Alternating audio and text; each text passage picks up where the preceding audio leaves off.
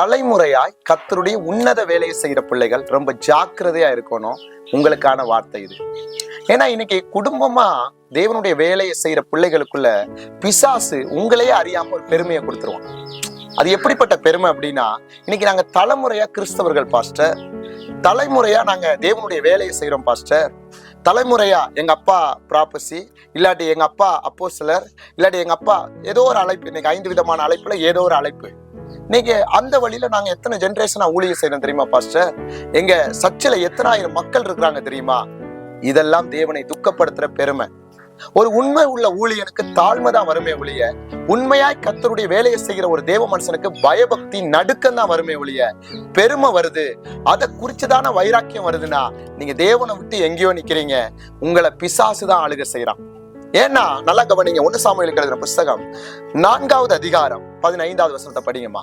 Eli 98 வயது உள்ளவனாய் இருந்தான்.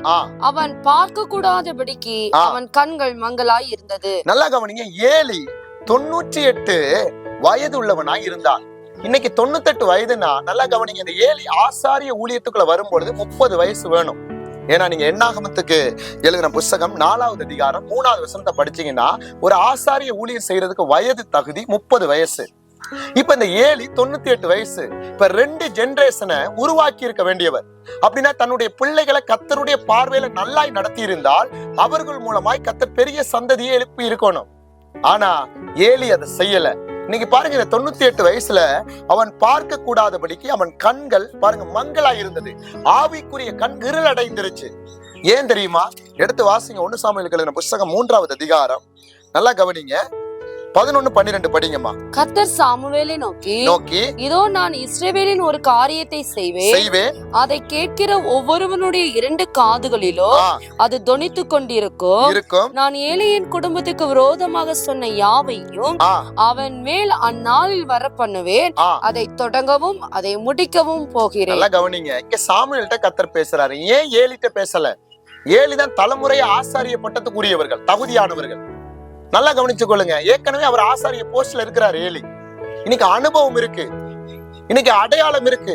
அந்த ஆசரிப்பு கூடாரத்துல எத்தனை பலிகளை கர்த்தருக்கு நிறைவேற்றி இருப்பார். நீங்க யோசிச்சு பாருங்க, 98 வயசுனா எவ்வளவு பெரிய நபர்களுக்கு அவர் செய்திருப்பார். எவ்வளவு பெரிய பாருங்க, அந்த இஸ்ரவேல் ஜனங்கள மிகப்பெரிய பலிகள் எல்லாம் இவர் தான் செலுத்தி இருப்பார். இன்னைக்கு அதே போலதான் இன்னைக்கு நிறைய தலைமுறை ஊழியம் செய்து வருகிற தேவனுடைய பிள்ளைகள்கிட்ட அடையாளம் இருக்கு. பெரிய பெரிய காரியத்தை அவர்கள் செய்திருக்கிறார்கள், அற்புத அடையாளங்கள் செய்திருக்கிறார்கள், அதிசயங்கள் செய்திருக்கிறார்கள். இந்த தலைமுறையா ஊழியம் செய்து வர்றவங்களுடைய சில மெசேஜ்கள் நான் பார்க்கும் பொழுது பெருமை பேசுறதுக்கு